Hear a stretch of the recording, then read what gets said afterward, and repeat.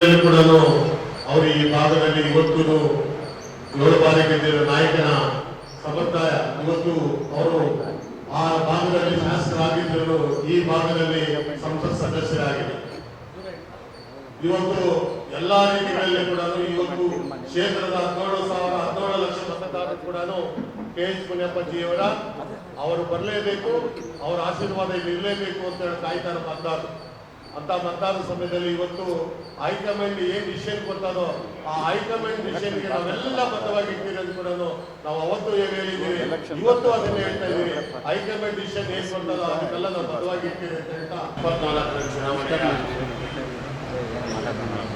ಯಾವ ರೀತಿ ರೂಪುರೇಷೆಗಳನ್ನ ನಾವು ಸುಮಾರು 1 ವರ್ಷ ಕಾಲಗಳಿಂದಲೂ ಹೈಕಮಾಂಡ್ ಏನ್ ಡಿಸಿಷನ್ ಕೊಡ್ತಾರೋ ನಾವೆಲ್ಲ ಬದ್ಧವಾಗಿ ಇರ್ತೀವಿ ಅಂತ ಹೇಳ್ಕೊಂಡೆ ತಿಳಿಸ್ಕೊಂಡೇ ಬಂದಿದ್ದೀರಿ. ಇವತ್ತು ಇಲ್ಲಿ 7 ಬಾರಿ ಗೆದ್ದಿರುವ ಒಬ್ಬ ನಾಯಕರು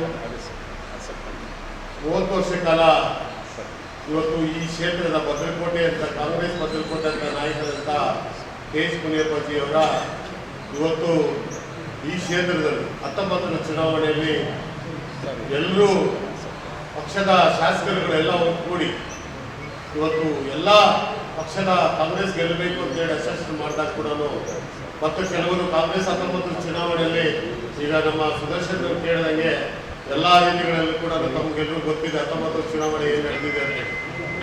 ಅದೇ ರೀತಿಯಾಗಿ ಇವತ್ತು 19ರ ಚುನಾವಣೆಯಲ್ಲಿ ಯಾವ ರೀತಿ ಆಗಿದೆ ಅಂತ ಕೂಡ ನಮ್ಗೆ ಗಮನಕ್ಕೆ ಗೊತ್ತಿದ್ರು ಇವತ್ತು ಈ ಚುನಾವಣೆಯಲ್ಲಿ ಇವತ್ತು ನಮ್ಮ ಅಧ್ಯಕ್ಷರ ಗಮನಕ್ಕೂ ಕಾರ್ಯಾಧ್ಯಕ್ಷರ ಗಮನಕ್ಕೂ ಕೂಡ ಈ ಗೊತ್ತಿಲ್ಲದಿರೇ ಈ ತರ ಈ ರಾಜೀನಾಮೆ ಪ್ರಶ್ನೆಗಳು ಕೂಡ ಬಹಳಷ್ಟು ಉತ್ತರ ಕೊಟ್ಟಿದ್ದಾರೆ ಇಬ್ಬರು.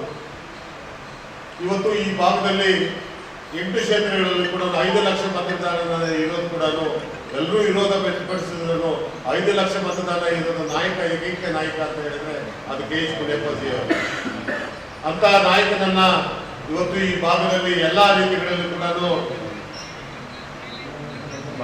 ಇವತ್ತು ಅವರ ಅಳಿಯ ಚಿಕ್ಕಪೇಟೆಯನ್ನ ಅವರ ಹೆಸರ ಪ್ರಸ್ತಾವನೆ ಆಗುತ್ತಾ ಎಲ್ಲಾ ರೀತಿಗಳಲ್ಲಿ ಹೇಳ್ತಾ